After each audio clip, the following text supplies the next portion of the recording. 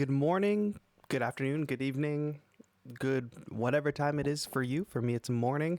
Welcome to another Thursday stream with ADSR. My name is Taetro. Been coming to you every Thursday doing some beat making stuff in Ableton Live, and we've kind of been on a cycle, right, of creating beats from scratch, like from zero, and then building them up into fully created tracks, which has been really fun. So today, the stage that we're in is in the arrangement phase. So last week we took a bunch of loops and we actually just created the loops. We started with a single sample pack, an ADSR sample pack, and worked with it, got our 5 key parts of the beat that we needed. And today we're going to take those just loops in session view of Ableton Live and arrange them into full tracks, which should be a fun experiment so you guys can see how you can break out of the loop and how you don't have to just get stuck every single time with projects in session view, which is I know is a major problem with folks in Ableton Live. Even if you're not an Ableton user today, I think that it's going to be helpful because we're mostly talking about, like I said, arrangement, which is universal amongst most DAWs. But for now, I want to dip into the chat and see who's here, say what's up. If you have questions along the way today, comments, whatever, jump into the chat and let me know because I'm going to stop and take questions and hang out with you guys in chat for a bit along the way as well. Mr. Vindicator is the first one here today. Welcome. Thanks for being here. A-Cut is here. Photography, Light, and Magic. What is going on? Am I the Tooth Fairy? Not quite. Smiley Sound says, what's up? What is up, Smiley Sound? Sean Jordan, what is good? Nice to see you. Wiz Beats, what up, fam? Hello, hello. Tell Nick Legit he says this is dope. What's up, Nick Legit? My name is Nick, too. Aiden Brennan, good afternoon. Nice to see you. I want to know how to set up a live like this. Oh, we could probably talk about that at the end. It's very, it's kind of complicated, and I have a bit of gear involved, and it doesn't always work properly. But I think we've kind of got it down for now, knock on wood. Also, guys, if you see any technical issues, shout them out in the chat. I'm not only watching YouTube chat, but I'm watching Facebook and Twitch chat as well.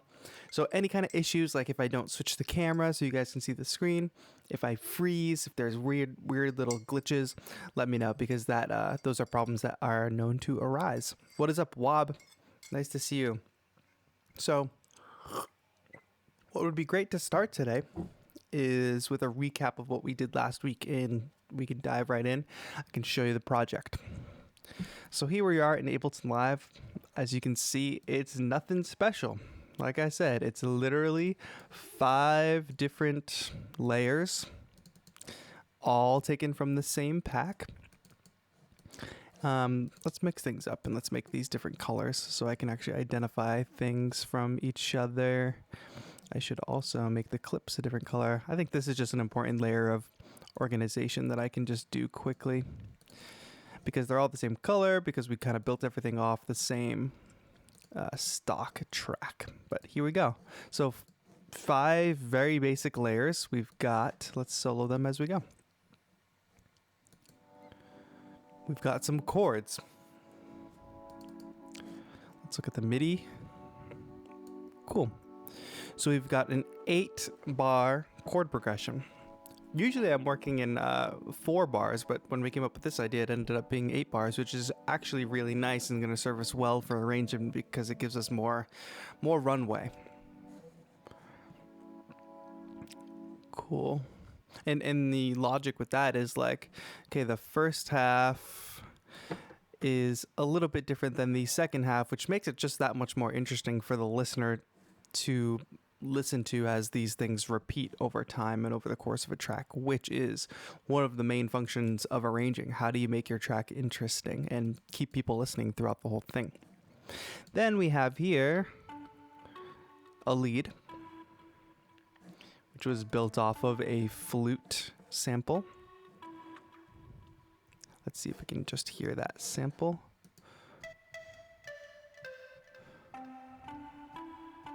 With some little send delay on it.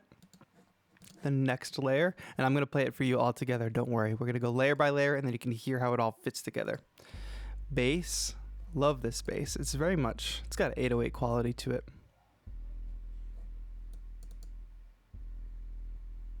pretty basic. You notice that this is also 8 bars, and it pretty much is following the root notes of the chords. So a very easy way to make a bass line, follow the harmonic rhythm of your chords.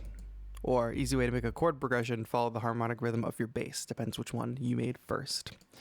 Next, we've got, let's turn Ableton up.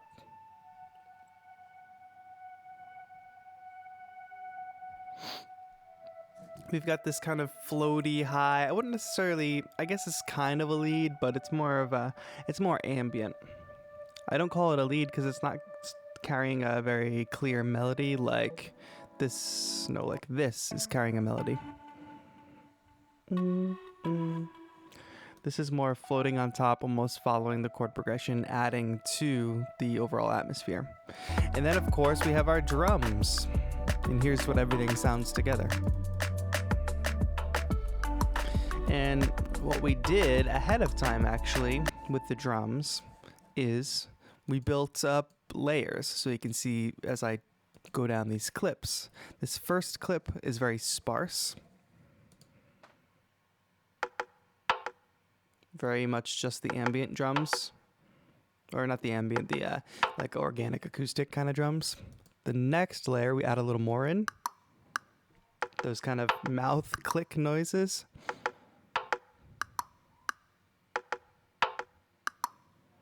And then the last one is a full out backbeat, adding the kick and the snare.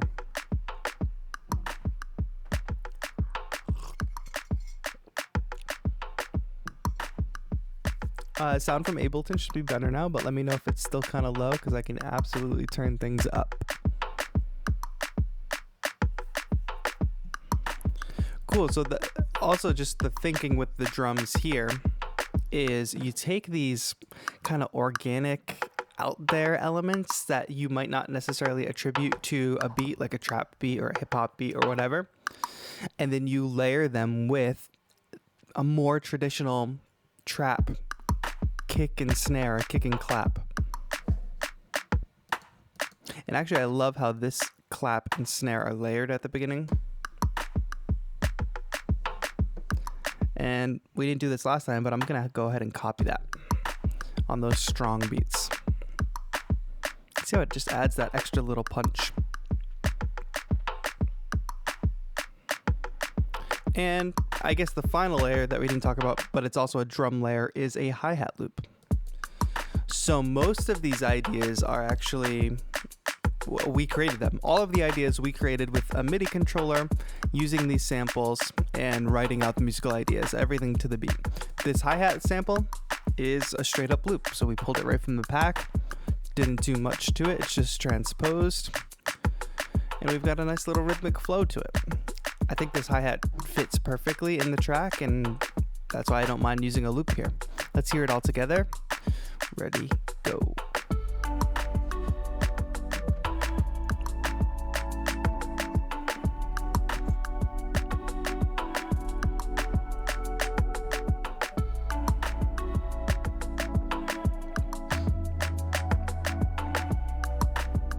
Who do you guys hear on this track? Who could be on this track? Okay, so how are we going to take this loop and actually make it a track? Because it's not worth much to us just as 8 bars. Maybe I could show it to an artist and say, hey, you like these 8 bars? And they'd say, yeah, I'd love to write to it. But then you got to give them some type of arrangement.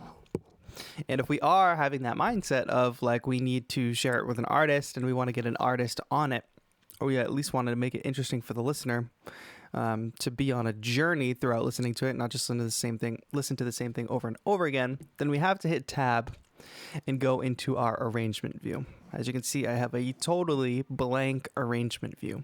And if you don't know, Ableton Live has 2 basic screens, 2 basic workflows, right? The session view, which is what we're in, where you create all different loops in these different clip slots, right?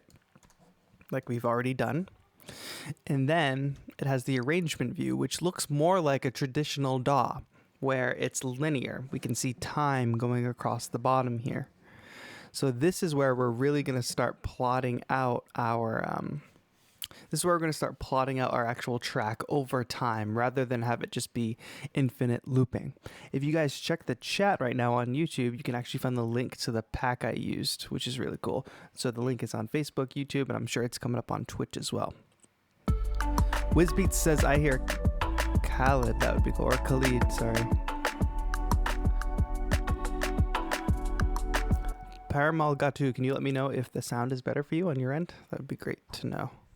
But the way that we're going to actually start building this is I need to drag these loops over into our arrangement view. So to start working with them, I'm actually just going to select the rightmost loop. Oh, let me know. Hold on, guys. I think my screen capture is kind of faltering. All right, we should be good. I'm going to go ahead and grab the loops from the right to the left. Sorry if this screen drops out for a bit, but let me know. I'm going to try to make sure the connection is good. I know it did for a bit, but I think we've got it fixed for now. So what I'm going to do is I grab this scene and I'm going to hold shift on my keyboard. And I'm going to go ahead and click the rightmost scene, hold shift, click the leftmost scene. That's going to highlight all of these clips for me. And then I'm going to click and hold and drag them a bit so you can see that they're kind of floating around in space there. Then I'm going to hit tab. And now you can see that I have these little ghost clips that are waiting to be dropped. So I can drop them anywhere. What I'm going to do is just drop them a little further into the project because I know I'm going to be building.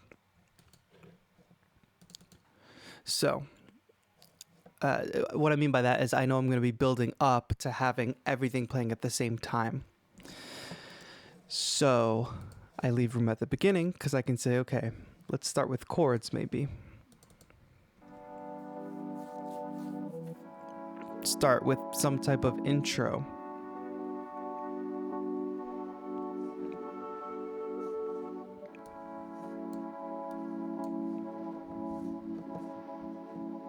Now I have a kind of idea.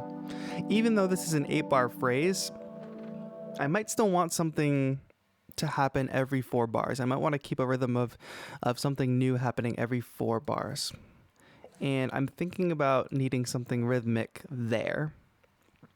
And I do have these 2 layers that I haven't dragged in yet, which I can drag in just so I can know I can have them. Now I'm really just using the right side of my project as sort of a scrap pile. Like this is not how it's intended to be arranged. I'm dragging things over. This is like my pile of stuff that I can say, okay, bring that over here. And then I'll eventually build to filling out the full arrangement.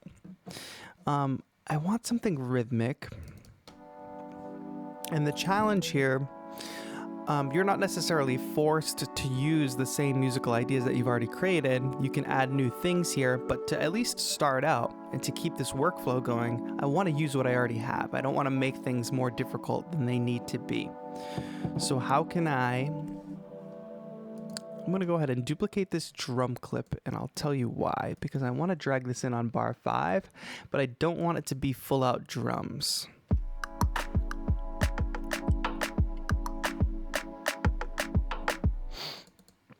Not yet. I don't want it to be a full-out backbeat, but I might just want the kick.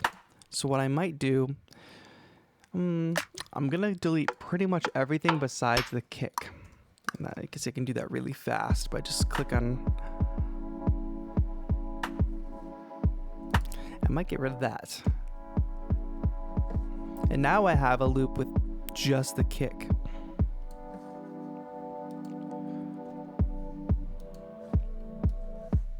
And here's where I might even start using some effects. So you can see that this is the very basic chain that's already on the drums.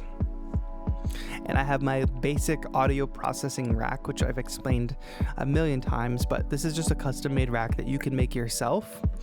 The way to make your own custom audio rack, actually, because this is really useful.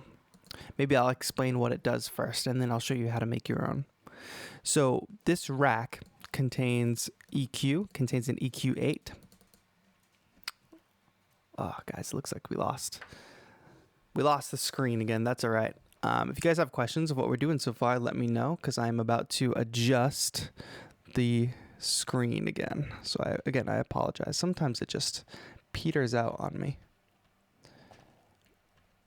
There we go. Is that gonna work?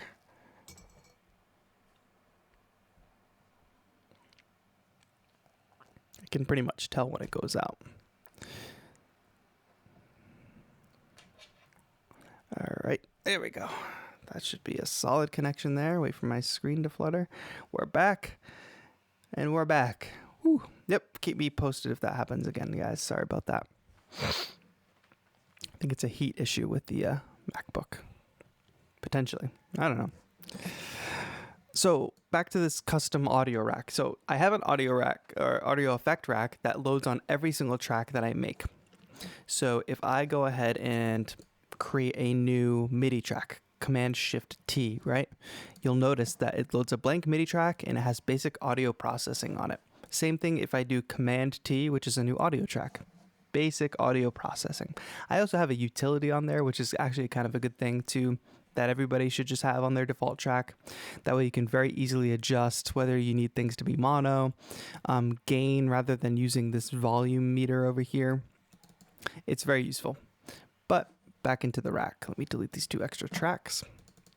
The purpose of this rack is because I found myself using the same effects all the time, and the same effects to get a very basic sound all the time. Not to really stylize, but a basic effect chain that I was pretty much using on every track to get it to like track ready level, I guess you could say. And what it includes is an EQ8, a reverb, and a compressor. And they're in that order now, but sometimes I shuffle the order. So this is very basic. These are just like Ableton's stock EQ8, Ableton's reverb, although I do have the quality set to high, and then Ableton's compressor with a 3:1 ratio. And it's not just about having the 3 effects in the rack. What it's also about is having macro knobs that are basically assigned to the major things that I would be adjusting. So for instance, for the compressor, basically what I found that I needed is if I needed to adjust the threshold depending on the sound, I could go ahead and do that. That's something I was adjusting all the time. So I mapped that to a macro, which you can do very easily by just clicking map, find your device, click on the thing you want, click on where you want it to go. So that's very basic. Output gain, in case I want to cheat a little bit and I need to give something a little gain via the compressor, or if something is overpowering now that it has a compressor on it, I can level off that gain. The next 4 macro knobs refer to the EQ8. And these are things that you probably do all the time in your productions, but definitely I do in my productions all the time as well. I either want to completely cut lows out of my sound, so I have that mapped to this first band here, or I want to boost, which this is called a boost, but I also use it to lower the low frequencies if I don't want to completely cut them. And then we have the same thing but for highs. So we have a high boost, which can also be used as sort of a bring it down. And then we have a high cut, which will completely cut. Then I pretty much add reverb to everything.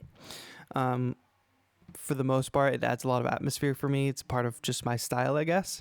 But what we have here is very basic. We have the dry wet of the reverb mapped here. And then we have the room size. So those are just very, very basic things that I use all the time, and having them as my own audio effect rack that loads onto every track speeds up my workflow so quickly. Really quick, let me show you how to do that yourself. If you go to audio effects, you'll notice you have audio effect rack here. This is just a straight up empty audio effect rack. So you see it just has nothing in it. And to recreate this, we would go ahead and drop in an EQ. We would go ahead and drop in a reverb. And then we could go ahead and drop in a compressor. Now, obviously, you want to tailor these to your liking. The EQ, the first band, as you can see, is a shelf. We want to actually switch that to a cut. And then it's to your liking. So you hit these macro knobs here hit map, figure out what you want to map, see if you click on the parameter frequency, and I clicked map here on the first one, go out of map mode, and now boom, I've got that. And you don't even have to copy this exactly, obviously. You can create your own effects racks. Mine is for basic audio processing, meaning it's very much a utility I use all the time. You could make fun things if you discover a really cool delay, or if you combine delay and looper, if you have a certain effects chain that you love. What you can do now is you can click save, and it will go into your user library under presets and audio effects, and you could even give it a name. So I'll just give it a name, test rack. Boom, and it's there. Not only that, but let's say I wanted to rename this. So I can right click on it and rename, or I can hit Command R. And I want to call it test rack, Command R, testing. Let's just switch the name real quick. And then it doesn't have to go into that folder. I use my user library a little less in an organized way, and I could just click and drag testing into my user library, and now it's just in this overall list. Two ways you can do it, but then you're saving your own audio effects racks, and you can make things way faster.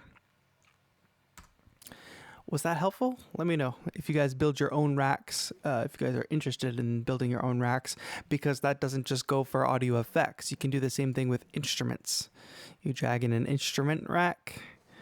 Oh yeah, it has to go first. Drop an instrument or a sample here, and you start building that. Then you can save that, and that's your own custom instrument. But very cool. Capel is here. Welcome, Capel. I'm glad you could make it. All right, guys, we're going to get back into the arranging. I know that was a little bit of an aside, but let me know if the screen capture goes out again at all. So what we have so far that we've pulled from our loops is we have our initial chord progression. And then I wanted to have something rhythmic come in after 4 bars. And I chose to grab the drum loop, which has only the kick in it. What I'm noticing about this loop, which is a problem I run into often in Ableton Live, is it actually caught this last kick, which I don't really want because it's actually doubling the downbeat. So I just deleted that, got rid of it.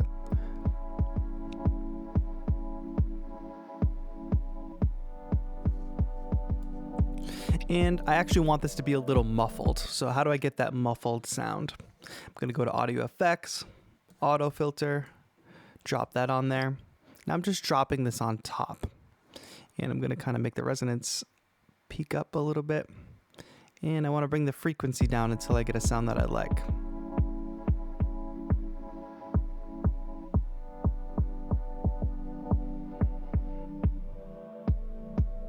I could even build it up over time like that.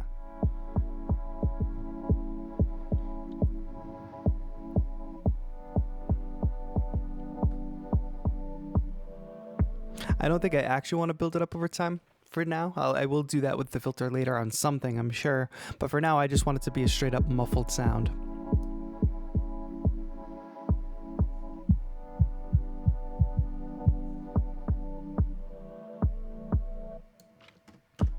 Okay, I'm pretty happy with that.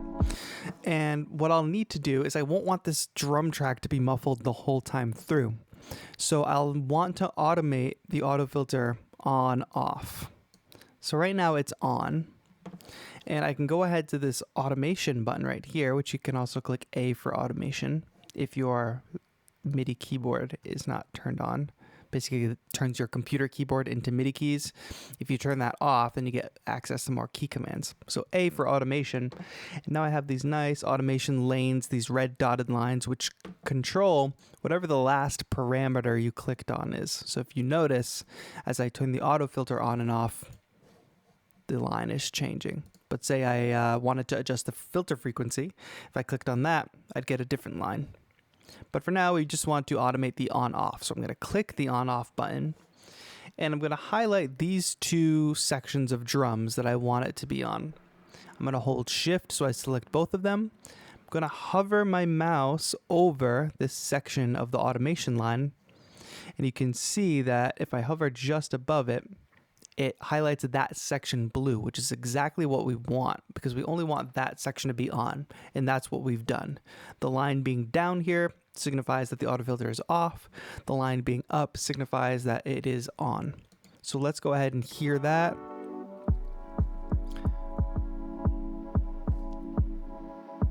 And what that actually does for us is it means that if I want to use the proper drum loop,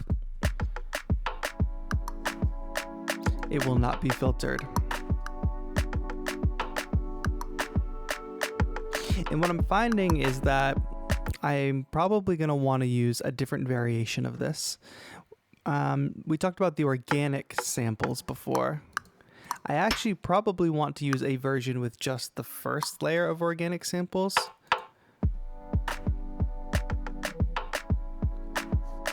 I'll have that play twice. And like I said, want to have some change every 4 bars, so.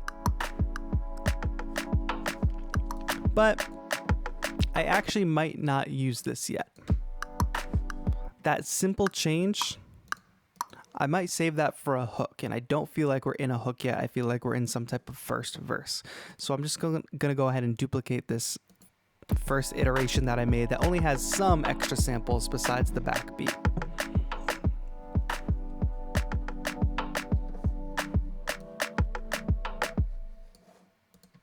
So now we've got a solid intro going into a first verse. We might even want the hi-hats to come in right away. I'm trying to imagine this with a singer like Khalid on it, like somebody suggested.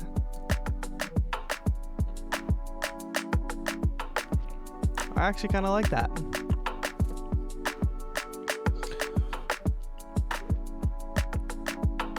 So then what I'm imagining is some bass would come in.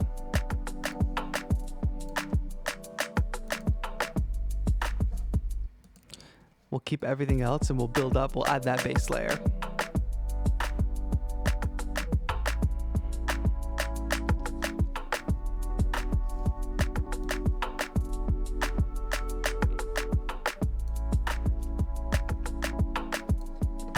All right, I'm kind of stoked about this beginning. Let's move right along. And let's remind ourselves what we have left to use. All right, cool. We've got that high stuff. It is time to land on a pre-chorus type section, which means I actually might copy and paste this filtered kick drum pattern over here. You notice that it did copy over the automation.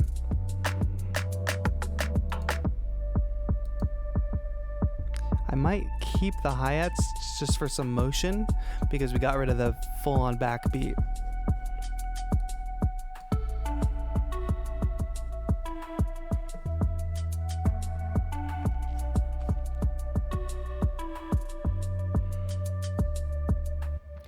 Cool. Now, like I said before, I will probably end up filtering something in, which we are going to experiment with that right now. So we imagine this as a pre-chorus section.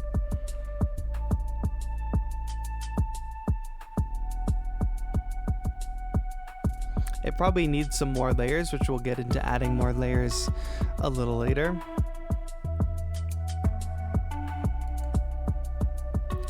Jacob Huerta Walker says, pretty chill beat. Thanks, I appreciate it. So let's experiment with filtering some stuff in, and then we're gonna land on we will end up landing on a hook, which will have all of our elements playing all at the same time. So I'm gonna filter in this lead. Right now I'm doing this physically with my mouse. Oh, I just had an idea actually. We might go ahead and turn off the kick drum there. So I want this to build up over time.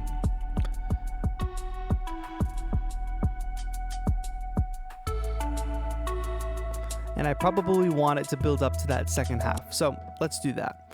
I brought the automation to a lower point. I mean, I brought the filter to a lower point. And what I want to automate here is the filter frequency. So I click on that knob. Now I know that this lane is adjusting the filter frequency. I can also double check and see it here. And let's draw a slope. So I want it to end there, but build up to that. So let's hear that.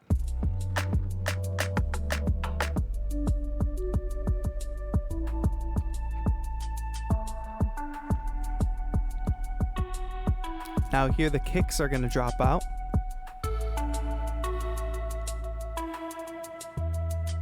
Maybe I still want some build over time here, but a lot less drastic. All right, we're about to land on a hook, but I want you guys to notice something. It's kind of a sound design thing that we can listen for. We sidechained. If you remember from the first iteration of making this beat, we sidechained pretty much everything to the kick. So everything's got that pumping sound to it. Even if you can't quite hear it, we are pumping with our kick drum. However, when I turn the kick drum off here, when I turn these clips off, we're no longer getting that signal. Let me demonstrate that. So here, kick drum is playing. Let's look at one of the other layers, and we're getting a kick drum signal. Here, no kick drum playing, no signal. So what if I want no kick drum and still have a sidechain signal to work with? Well, here's a way we can do that, because I still want things to pump as if there were a kick drum, but I don't want the sound of a kick drum. So we can automate the track on off instead of deactivating these clips. The number 6 here, this is how we turn tracks on and off. We can do that for any track. So here, I can highlight these 2 clips and I can automate this section just like we did before, but instead we're going to turn it off. Now, even though we're not going to hear a kick drum, we're still going to get the sound of a side chain. So if we see here, we still get that side chain signal. I just like the way that sounds better, personally. So that's a personal preference thing. But if you want to maintain your side chain and have no kick sound, that's one way to do it.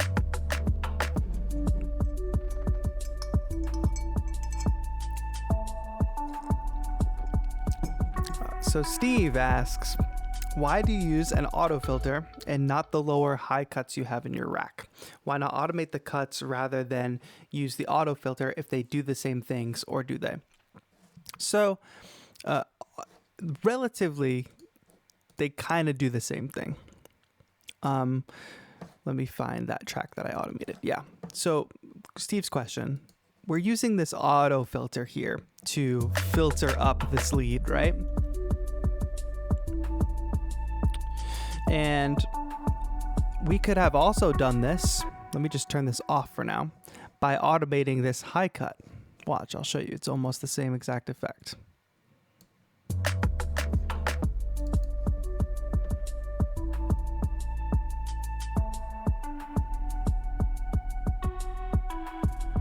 Almost the same effect, right? Well, I could do it that way. And if I was trying to be a little bit faster or a little bit almost like lazier, and I have done it that way in the past.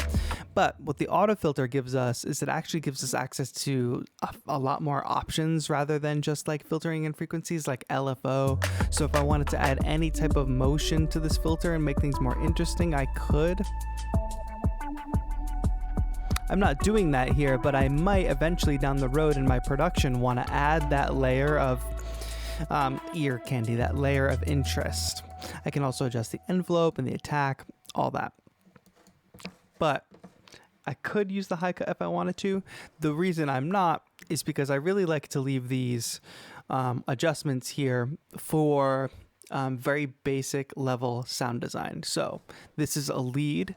So I'm going to go ahead and cut out the lows because I don't need the lows here. It's not a bass track. It's not a drum track. I don't need low frequencies in this sound. The same would be true if I needed to cut highs out, right? Say eventually in my mix, I decided I don't want highs in this sound anymore. Like as a general characteristic of the sound, not as like a momentary adjustment. I would go ahead and set this and forget it, and then add things on top that are more like effects. So these are more like utilities. Everything I add on top is more of an effect that has a momentary over time aspect to it. So, I want to filter things. I'm not going to do that adjustment in my kind of utility tool here, my basic audio processing effect rack. I'm going to create an effect for that. If it's something I want that's an effect, I'm going to create something new for it. And like I said with the auto filter, adds a depth of sound design that just a basic high cut would not have. But yeah, you could totally do it. There's no wrong way. You could absolutely use that high cut for the same thing. So, like I said, we're about 1:25 in, and we haven't dropped all the samples at the same time yet. And that's what it's time to do. Actually, we need to bring in... So now we're actually getting a few new things here in this section.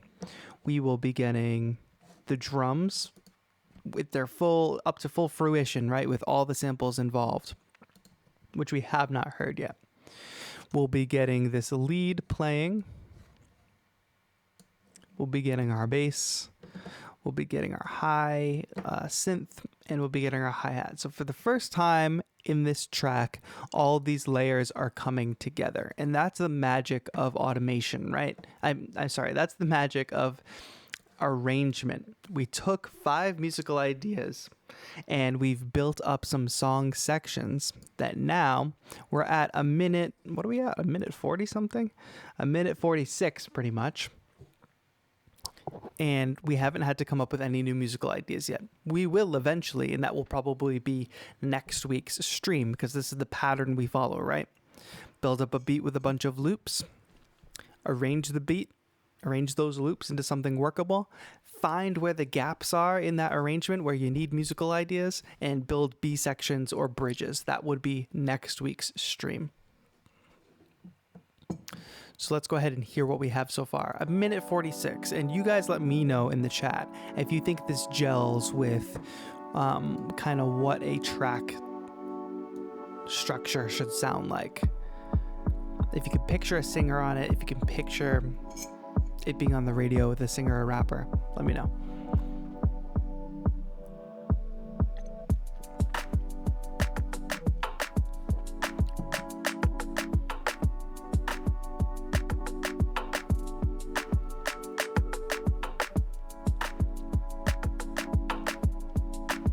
So again, this is a verse section. We're kind of doing a second verse section here. Even just that addition of the bass, I think, adds a lot to the section. Thanks, Jacob.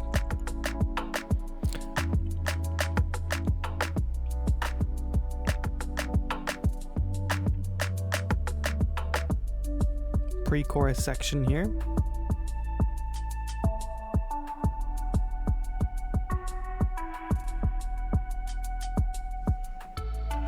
I wonder if we drop this out here. Not enough motion. And then we drop on a hook.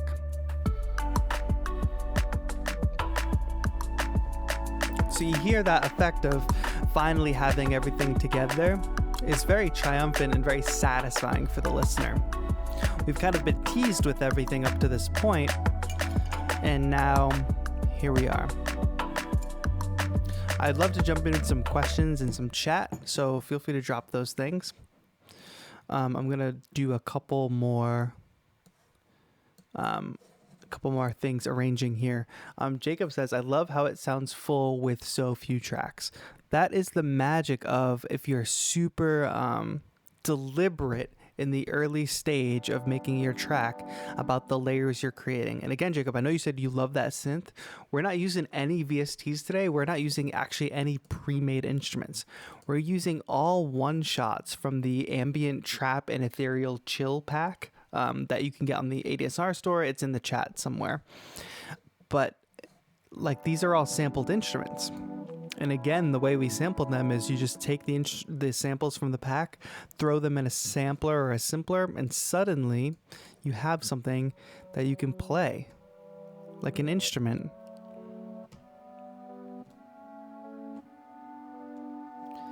And that's the same. So that's the same whether we're playing this chordal instrument, which has this really beautiful shape the longer you hold the notes, or you have a flute lead instrument. So it's just a singular pluck. Oh, the filter's done. All the way to a bass sound.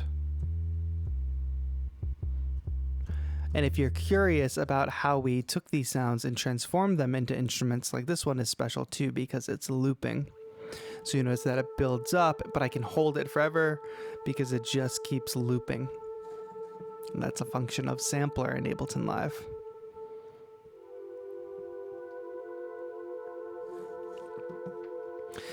And then the drums is the simplest part, right? You just throw the drum samples into a drum rack and you're good to go. Last week's stream you can totally check out. It's on ADSR's channel. This stream will be up on ADSR's channel after we're done broadcasting. And it's just really fun to take a single sample pack and see how far you can stretch it. And you can see here that, back to your point, Jacob, of how full it sounds with so few tracks, that's because it's very deliberately made to be orchestrated in a way that it will be full when we finish. So to recap that, we have this bed of chords, right? Everything lays on this bed of chords. That's how I kind of describe it. Then we've got drums, which is our main rhythmic driving force. Nothing's getting in the way of each other yet. I mean, right now we only have 3 layers playing, right? 2, technically, drums and chords. Now when we bring in this bass, there's room for it. The chords are kind of this mid-range bed, but the bass is rock bottom. There's nothing for that bass to compete with. I don't think it's competing with the kick. It's definitely not competing with the chords. Then when it's time to add these next 2 layers, this is where things can get kind of messy for people, where you have a lead and then you have some like ambient stuff. This lead is very mid-range. Meanwhile, this ethereal stuff on top is very high range, so they're not clashing with each other. But what you notice as I start to call out where everything fits in this mix, and this is mixing by orchestration, everything has its own place. We have super high stuff, mid-range lead, mid-range kind of chord progression, and they don't interfere with each other because the chords are long, the leads are short. Driving, rhythmic function, and really low bass. That's why it sounds so full with so little. Full does not mean you fill it up with as much as possible.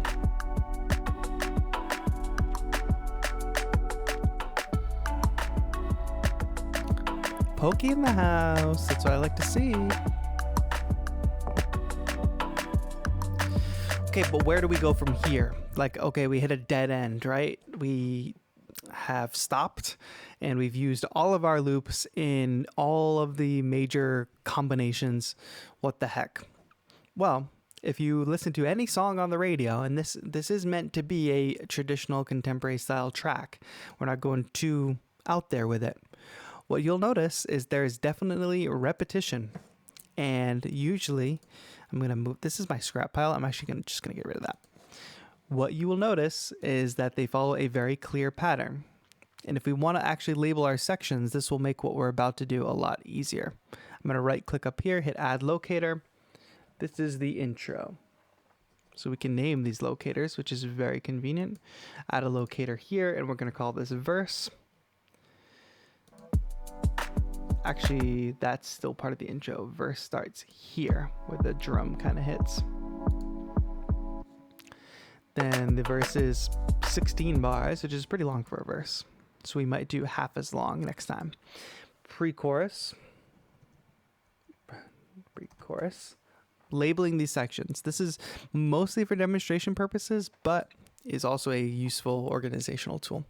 And then we have the chorus or the hook. Use those interchangeably. So what I can do now, verse, pre-chorus, hook, that is a very, very, very common pattern to follow. And we have options here. Let me demonstrate the first kind of option. If I set my brackets to the beginning of the verse and the end of the chorus, I can select them all and I can hit copy and then I can hit paste. And suddenly we have a 3-minute long track that is just built off of 5 musical ideas. Now, don't get me wrong, because the criticism here would definitely be, oh, you're just going to repeat the same musical ideas over and over again, and it's going to be really boring. Next week, we're going to get into adding bells and whistles, adding extra layers, adding new sections that make this even more interesting. One thing I would do to switch things up, this opening verse is 16 bars, which is pretty long, and it makes sense in the context of a build-up from the intro. But I think the second time around, we don't necessarily need to build up that much. We can cut the verse in half the second time around. This is just a preferential choice. You might find when you're writing with a singer or a rapper or an artist that they want a double verse in the second half as well, but you also might find that they want to keep it short and snappy. I'm going to go ahead and cut that time out for now. So we're still almost at 3 minutes with just these musical ideas. So now our pattern just repeats, right? We don't repeat the intro because that's really on its own. We'll have an outro later on.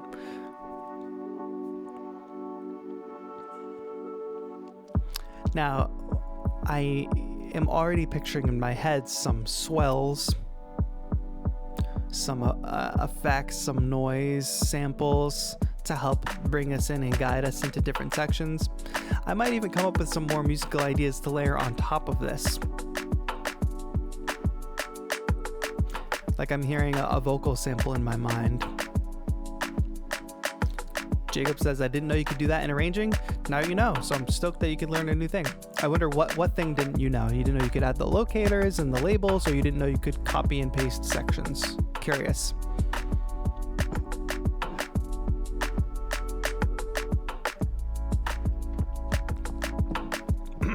But this is great from a demo perspective because now I could pretty much, if I had somebody that says, oh, I really like the groove of that, right? I could just kind of export this and send it to them and say, okay, write to this, see where they go in the writing process, and then arrange it further from there. And we would definitely want some things to change.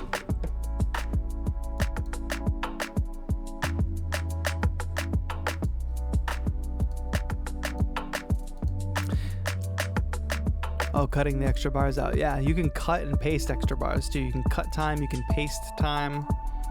Just right-clicking on the section here, right? Cut time, paste time, duplicate time, which is also helpful if you need to double a section. Let's make sure we save. Obviously, this needs some swells and some build-ups, but that's not where I am in the process yet, so I don't want to get caught up in that so far.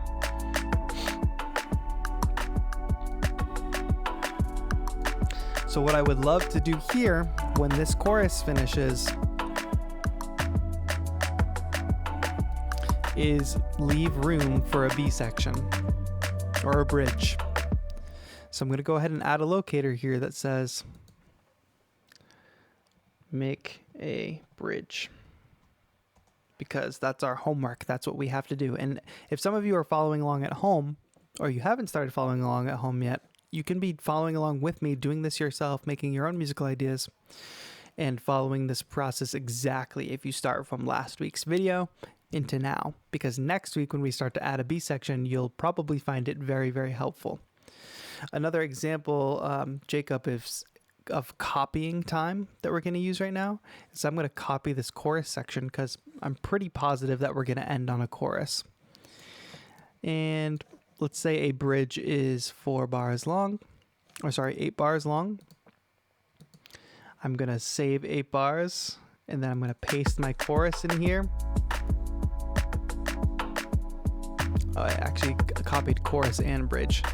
I'm actually gonna double this chorus. So I'm gonna hit duplicate time, get rid of this time here.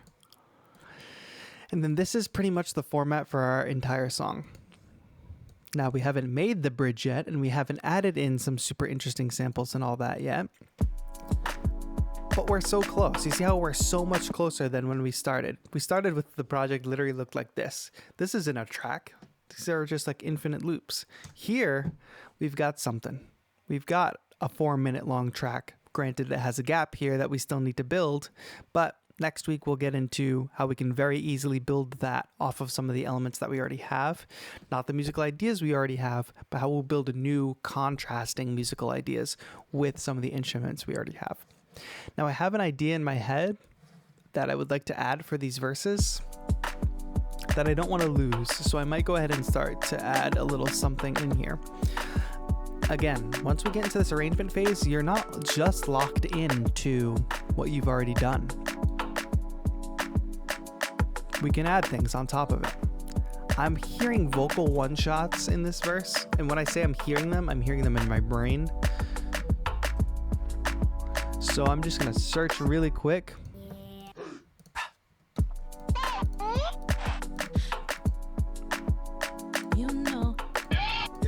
See this kind of the kind of sigh we have here?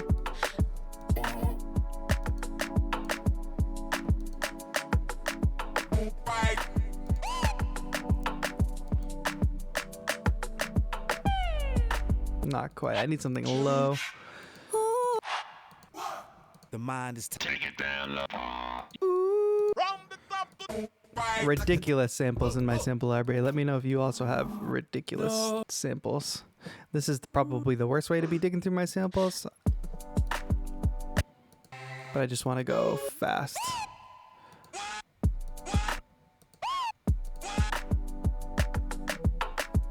Let's see if we can play with this. It's a little bit aggressive for the vibe, but I think I can make it slightly less aggressive.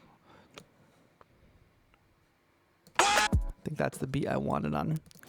Something to be mindful of is all my tracks are kind of gain staged. So they're all at minus something. They're all way below 0. When I add in a new track, they come in at 0. So I got to be mindful to bring them down.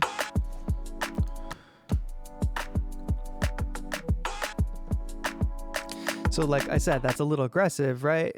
For the vibe of the track. But what if I roll off some highs? So here's an aspect of using this high cut as a sound design tool, not as an effect. And maybe add in some reverb.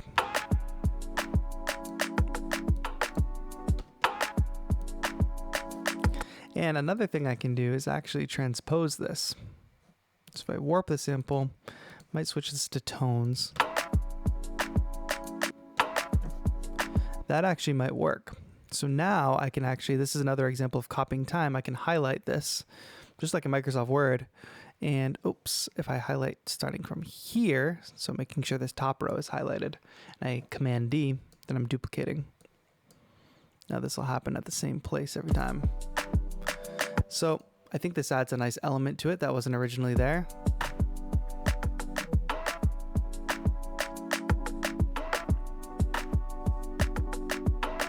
I actually think this needs to happen half as often.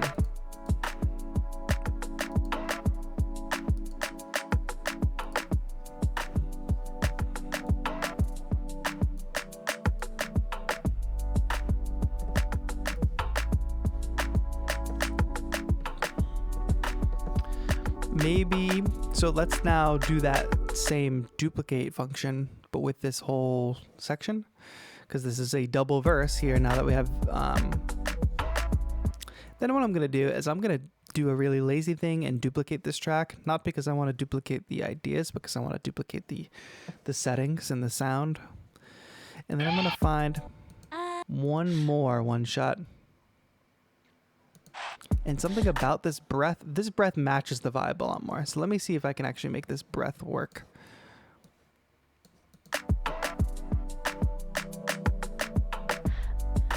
Not there. Not there. Maybe it replaces that.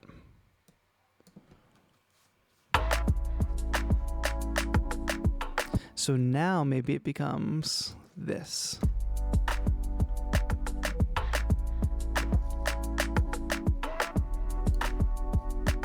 I think that's actually going to work. So now, yes, we've doubled the chorus, which is, we're adding a bass, so it's kind of interesting for the listener to keep listening to. But now that we have this second layer of changing up these one-shot patterns, it's one more layer of difference from the first half of the verse, which makes it that much more interesting to listen to. There's that more many things to pay attention to.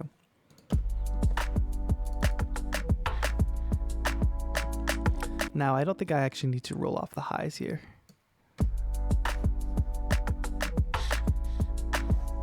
And I don't think I need delay.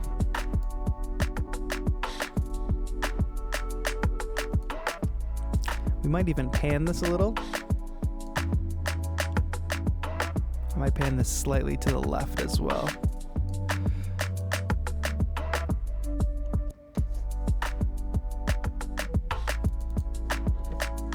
Let's see what transposing this sample does, just because I want to hear the difference. I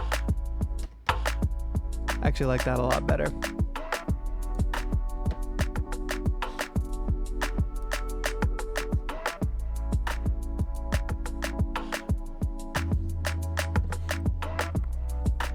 And I might, it's already got some reverb on it.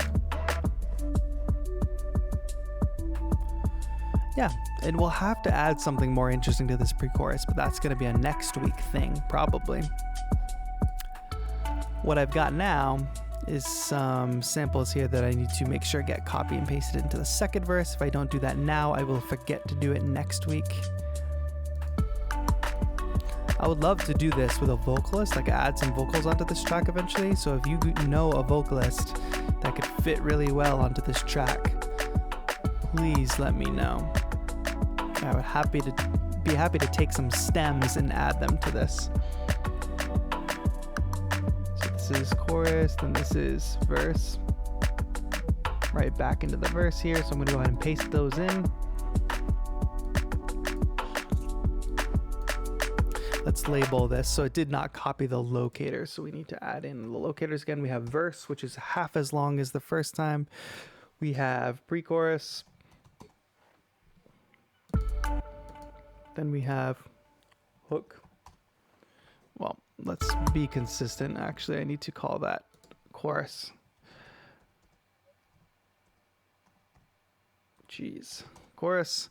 And then this is the final chorus here.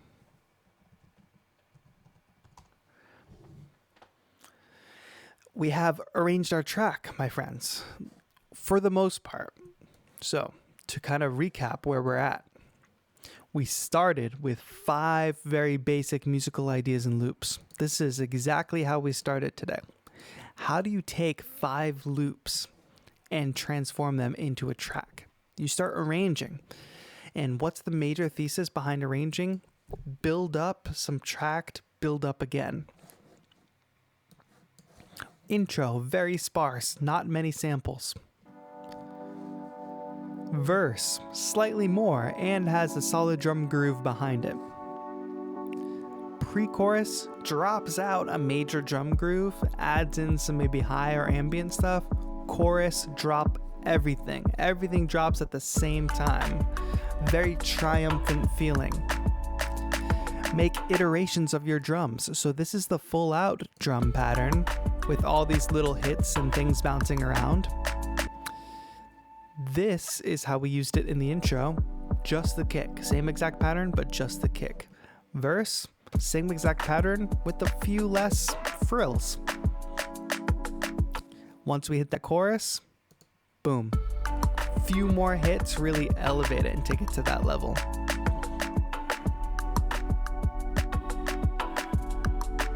Jackson Plant, I'm glad you're finding this helpful.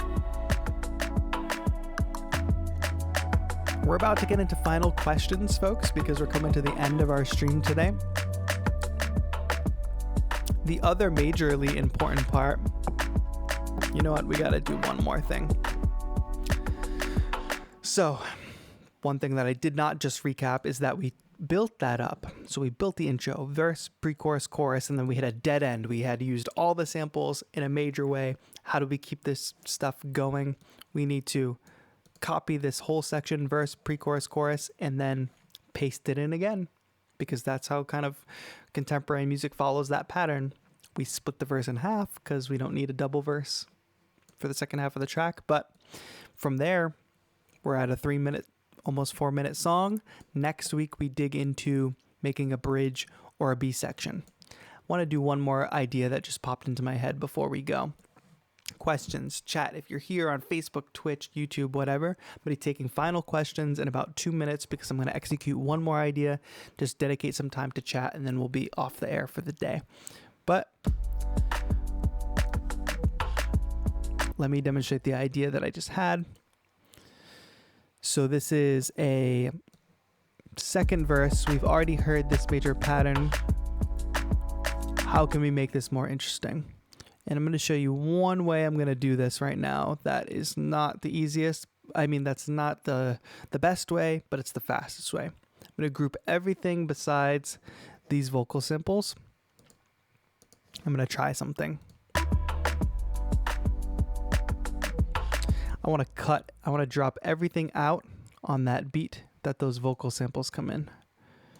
This is an experiment, so I think this is going to work, but I'm not sure.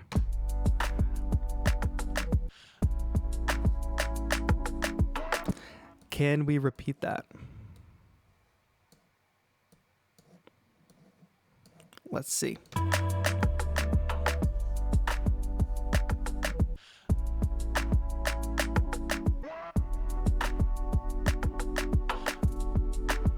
I like it. And so you notice that I didn't do it for these two, but I will, if I look at this as a 4-bar phrase, I would like to copy that automation. It looks like that's a little more difficult. Why am I struggling? I can just do it faster than I could with the shortcut. We do it here. Again, we're seeing this as 4-bar phrases, so we're copying exactly what we did in the last 4 bars. Highlight, break it down. So now our second verse is actually it has this cooler sound design element that we didn't get the first time. So same exact musical ideas that we already heard over here, but just executed differently, and it gives the listener something like some form of interest. We'll add way more of that next week for sure. Jacob says, can you explode the drums for us? Absolutely. You want to see every track of the drums? It's easier to see them in session view. Here we go. Let's look at the drum rack.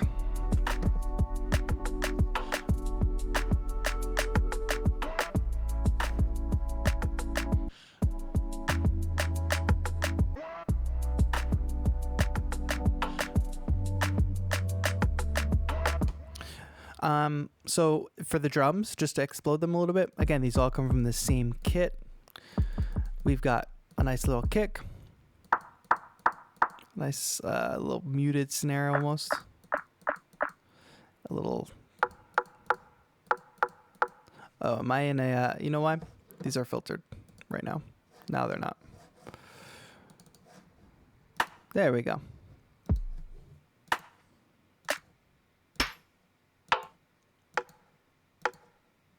So again, my philosophy with picking drums, and if you go watch last week's stream, you will see me pick these drums out and the reasoning behind it. But the reasoning is, let's find some acoustic fun stuff to play with.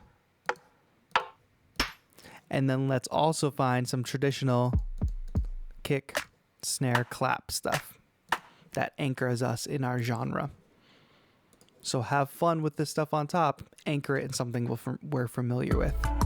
I'm stoked about that verse. I'm stoked about adding that mute. It works really well, I think. Patty, thank you.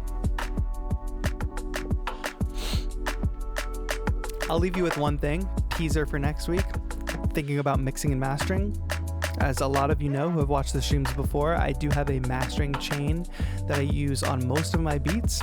I'm not a mastering engineer, and I'll go deeper into this next week.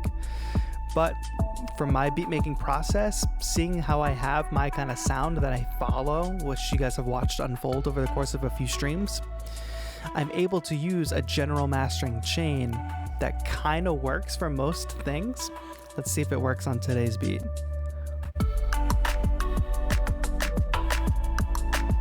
It's a little crunchy, but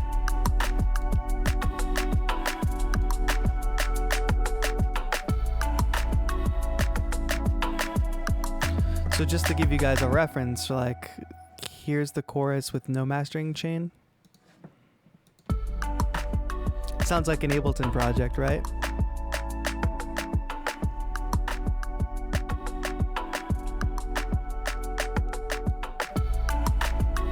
Now we get a much more full sound. Some adjustments to be made for sure. Notice we are peaking a little bit, so we'll do some mixing adjustments later. But that's just a taste of the mastering chain. I would work from here. Overall output level, this is the benefit now of having not automated any of these volumes, because now that I see that it's peaking a little bit, I realize I should have gain staged it a little bit better. And what I can do is highlight every track, and assuming that I'm happy with my mix, right, I can bring everything down the same amount.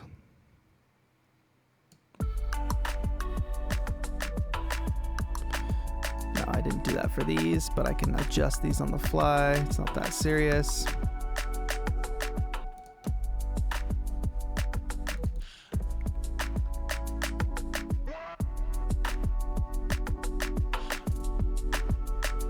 And that was just doing that very quickly. It's a little soft now, so I'd probably go ahead and make some more adjustments to that. And having this group makes things more complicated because I wanted to demo that thing fast. But here we are. We have a basic arranged track. We have some basic ideas down. I threw my mastering chain on it. It doesn't sound terrible. It needs some adjusting. Next week we jump in, go further into the mixing, further into adding more bells and whistles like we just did with this verse. And how do we create a B section so it's not just totally repetitive? What do we think? What do we think, chat? Let me know. I think we made some decent progress today. This might be a track that we could actually get to a point where it's worth releasing, and you guys can have followed that process from the bottom up. So that would be really cool if I ended up releasing this track on like Spotify or something, or we got a vocalist on it. That would be even more dope. Tell Nick Legit says, is this live created with a certain program? I don't understand that question. We live created it in Ableton Live. Is that what you mean? Live? I'm not sure. Let me know more about that question. Tell Nick Legit. Patty Mullins says, what's your overall output level sitting at? Yeah, we kind of talked about that, but I think it's at a decent level. I think this is pretty much where I would want it to be. I'm only listening on headphones. Obviously, I would want to hear it on speakers. I would want to hear it in my car. I would want to hear it in a bunch of different places before releasing it, obviously. I can't just judge the mix off. I mean, I know these headphones pretty well, but I still need to reference it in other places and compare it to other tracks. That's how I really get a feel for the level. If I can play it next to some other tracks and have a similar level, then I know what's up. Right now, what's sticking out to me about the mix is those sounds are kind of sticking out, so I kind of need to soften those next week. Somebody remind me next week to soften those. Not just volume wise, but maybe EQ them a little bit better in the mix. Maybe do some more panning. Here's our verse 2. Yeah, I'm feeling that. Craig Curtin says, great tutorial. Thank you so much, Greg. Glad you enjoyed it. Guys, if you did enjoy today and you like this general form of instruction, you like this kind of content, you should go to my YouTube channel as well, youtube.com/Taetro. I've got lots of videos and tutorials up there on very similar ways of beat making like this. youtube.com/Taetro, Taetro. Make sure you subscribe to ADSR's channel as well in the description. Click subscribe on ADSR, then go deeper into that description and find Taetro channel. Click on that, head over and subscribe. I'm on Instagram at Taetro as well, where you can find me making beats there. ADSR and I team up on a weekly beat every week where we make a beat with a single sample pack. So if you like that, you'll definitely be interested about with what I put on Instagram and YouTube for sure. Oh, and then we have our blank section that we need to fill in next week. But that's going to be it for now, guys. I hope you enjoyed today's stream. Again, check out youtube.com/Taetro for similar content. Part 1 of this video is on the ADSR channel. So if you dig through and you find working with samples, it might say part 1 next to it. It might just be called working with samples. It's a video from a week ago. But that is part 1 of this video.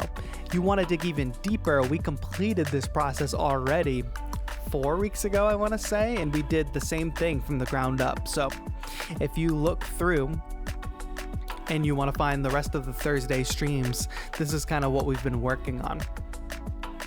Jacob, I really appreciate you hanging out. Patty, thanks for hanging out. Who else is here? Tell Nick Legit, you've been here since the beginning. Wiz Beats, thank you so much. Hope you're able to find part 1. I'm sure you'll be able to. Craig Curtin, thank you so much for hanging out. Capel, glad you could make it. Jackson Plant, thank you. Wob, Aiden, A-Cut, Smiley Sound, Sean Jordan, Mr. Vindicator. I'm sorry if I missed your name in the chat. I'm trying to go fast here. Photography, Light, and Magic, thank you all so much for being here. Had a great time. Subscribe to ADSR's channel. Subscribe to my channel, Taetro. Alfie just dropped it in the chat for me. Thank you so much. And also, if you want to learn one-on-one or if you want to join my Discord chat, check out patreon.com/Taetro. It's worth it. Join the community. All right. This has been another Thursday stream with ADSR. Again, my name is Taetro. Thank you all so much for watching. Have a good one.